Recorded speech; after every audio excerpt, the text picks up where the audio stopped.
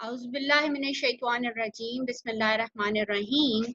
Today is 20th April 2020, and today we are going to start our new unit number 3, and its topic is a balanced diet. Oh my God, this is a very interesting topic this time, and you can see the pictures around it, that what do we mean by balanced diet. Inshallah we will talk about it later, but I do hope that some of you might know about it already, isn't it, students?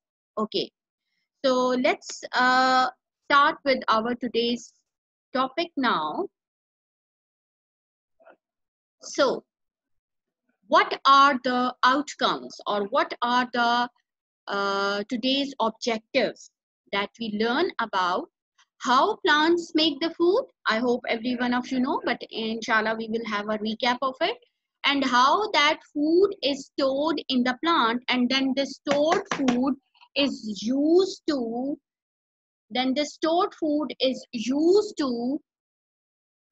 by us in different ways. Okay, so this is our today's outcome, and then we will learn the edible parts of the plant, means which parts are being used by us for eating food, and then how or what are the various uses of plants. Okay, so let's start with the introduction of this unit now. This is the introduction. Well, students, all living things need energy. We have learned it before. We know, every one of us know that all living things need energy. Why we need energy and how we get energy? By food. Yes, food provide us with energy. Okay, when we get energy, then we are able to work, play, and do each activity of our life. This food not only gives us the energy, but rather new cells are made in our body. Okay, because it is a continuous process. It doesn't mean that once the cell is made, if it is damaged, we cannot make or repair the new one. No, we can. But even for this process, we need food. Okay, so new cells are made by food, and this food is needed not only for making new cells, it is also needed for the growth and repair of damaged parts. Means if God forbid your skin is being cut, but it does not happen that your skin remains in that condition for the whole life. Rather, it starts repairing itself after a time. All of you know that. Then how we repair that damaged part? With the help of food. Yes, then it helps us to stay healthy. I hope every one of you know, isn't it, that food is not only required to give us energy for growth and for the repair of damaged parts, new cells, but rather we remain healthy because of this food. Okay, but important point over here is that the food that is taken into the body is first changed into other substances.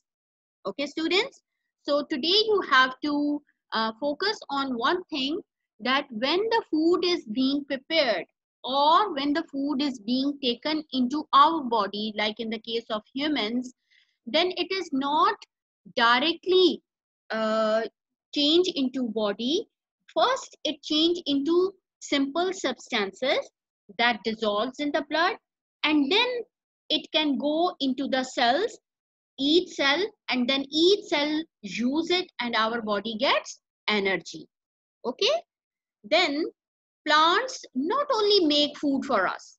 Okay, it is not only the purpose of plants that they prepare food for us, but they also need food to grow and remain healthy, because you know that plants also are also living things.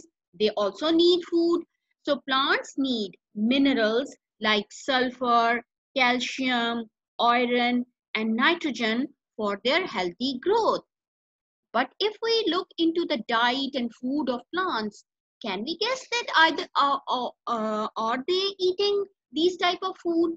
Actually, students, plants are having such type of food in the form of their fertilizers. The fertilizers, which is the food of plant, it may contain some sulfur, calcium, iron, and specifically nitrogen, which is meant for the growth of the plants. So without minerals, plants also become weak, okay, and unhealthy. Their leaves start becoming yellowish, their stems become weak, the growth of the plant is also affected. So in journal, as an introduction of this new chapter, we have seen that all living things need energy, and this energy is given by this food, and our new cells are made. It is needed for our growth. It helps us to repair our damaged parts. It helps us to stay healthy. But plants not only make food, but they also need food in a different ways, and that is the food of the plant is the fertilizer. I hope every one of you have understand it well. Okay, now, let's start our today's topic, that is on page number 23, food of plants. Okay, students, food of plants. Today, I will start my lesson in a different way. Let's have a look. Okay, so let's start with the story today. Wow, you can see so many fruits over here. Okay, you have seen so many fruits over here, and they are watching you very decently and with a smiling face, because they are helping us to get energy, isn't it, students? Okay, now food storage in plants and the plant products.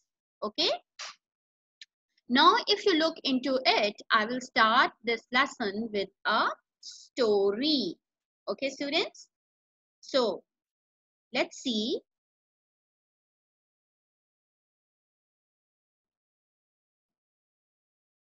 There was a girl whose name was Alia. Okay, so um, Alia was giving water, and then she was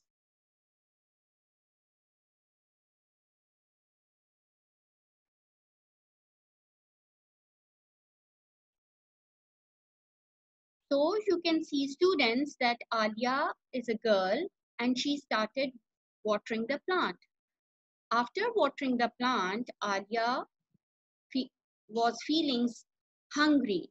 Okay, so she asked one of his brother Ali to have some food for her. Okay, so what her brother started doing, that he started snatching some food from the tree for her sister, for his sister. So he tried his level best to take out the food from the tree. He took the mangoes from the tree. Then Alia asked that how the plants stored food in them. So this is our today's topic, that how the plants store food in them. Okay. So all of you know, students, that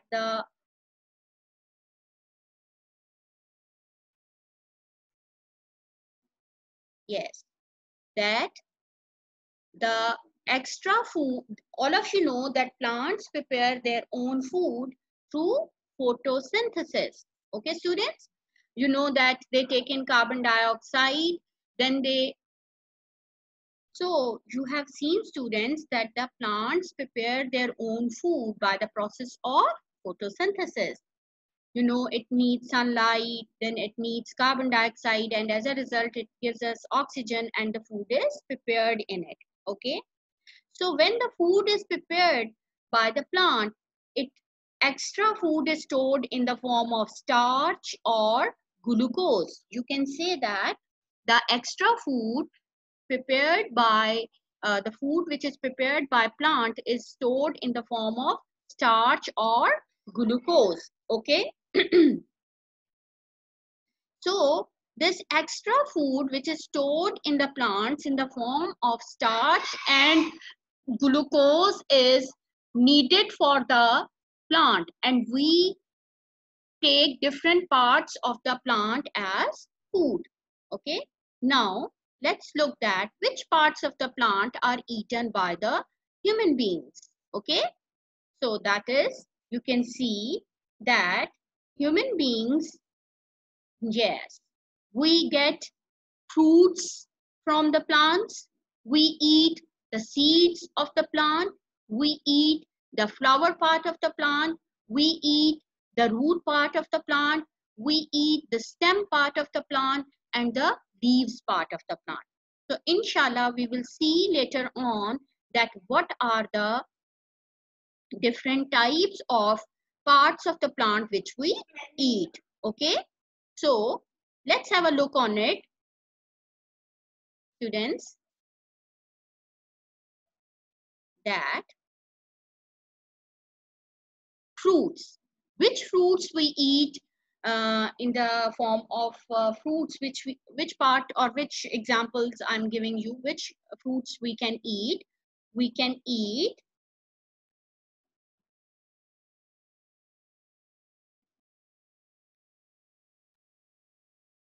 apple,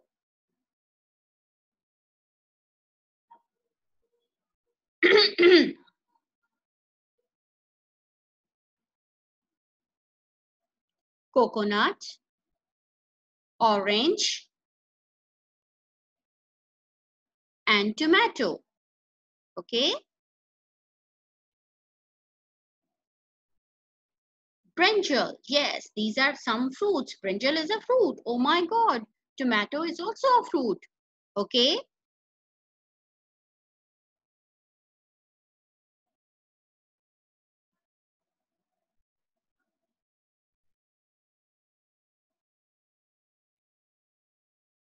yes, in leaves, in leaves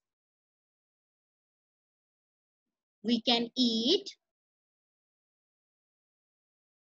yes, in leaves we can eat cabbage, spinach, lettuce, and this.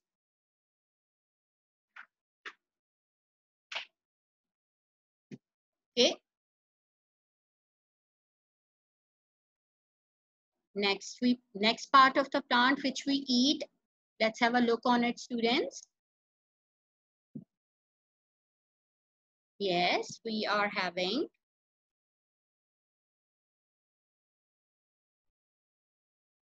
let's have a look.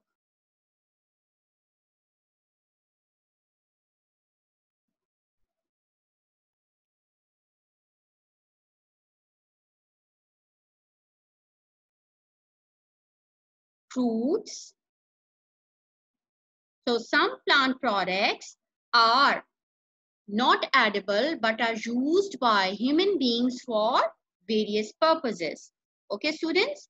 So in this way, we have seen that different parts of the plants, either fruits, roots, stems, leaves, all these are being eaten by the plants for various purposes. Okay, students? So this was our today's topic. Next to it is this, what we have learned, that glucose or starch is stored in the plants as a result of photosynthesis. Plants need minerals like sulfur, calcium, iron, nitrogen as their food to grow healthy. And you have seen that these foods are needed as a fertilizer. Okay. Extra food is stored in other parts of the plant. Now, if you look into your books, page 23, you can check about its details over here. That is,